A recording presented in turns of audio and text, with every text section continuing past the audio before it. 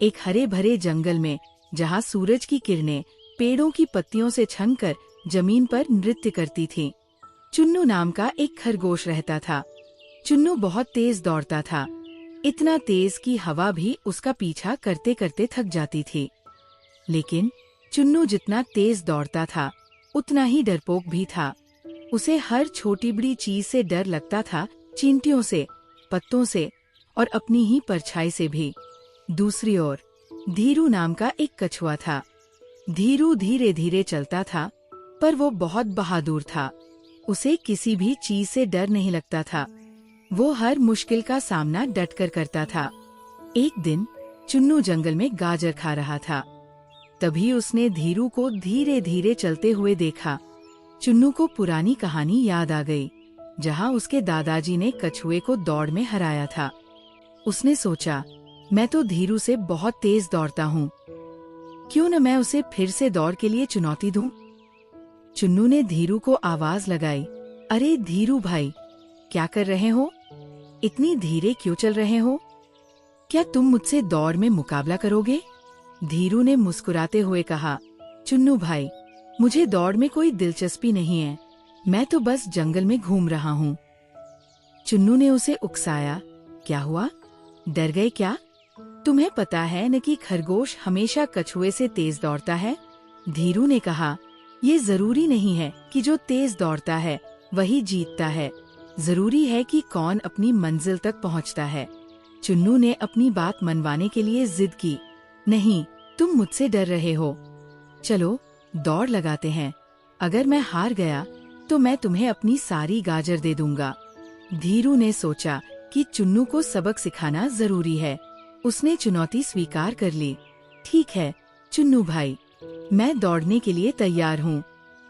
अगले दिन जंगल के सारे जानवर दौड़ देखने के लिए जमा हो गए।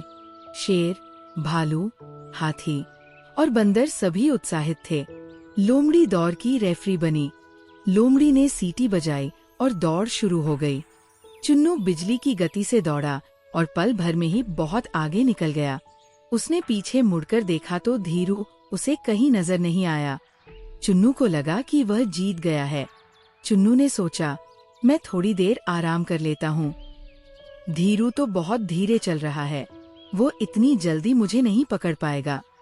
चुन्नू एक गाजर के खेत में घुस गया और खूब गाजर खाने लगा। गाजर खाते खाते उसे नींद आ गई और वो वहीं सो गया। उधर धीरू धीरे धीरे लेकिन लगातार चलता रहा। उसे पता था कि चुन्नू तेज दौड़ता है, लेकिन वह लापरवाह भी है।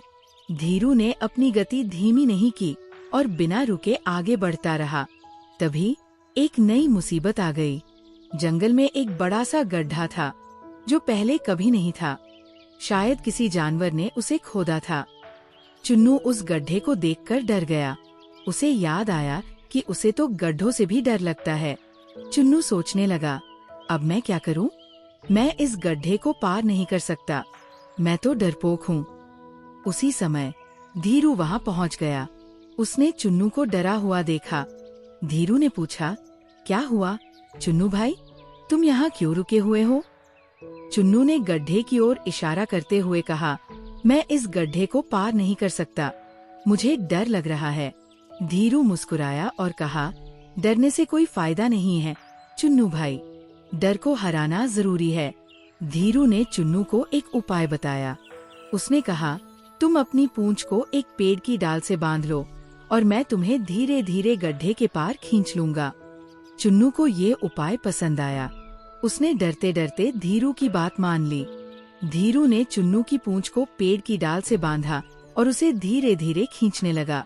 धीरे धीरे चुन्नू गड्ढे के पार पहुंच गया।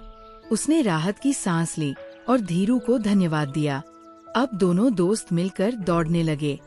चुन्नू ने धीरू से वादा किया कि वह अब कभी भी डरपोक नहीं बनेगा।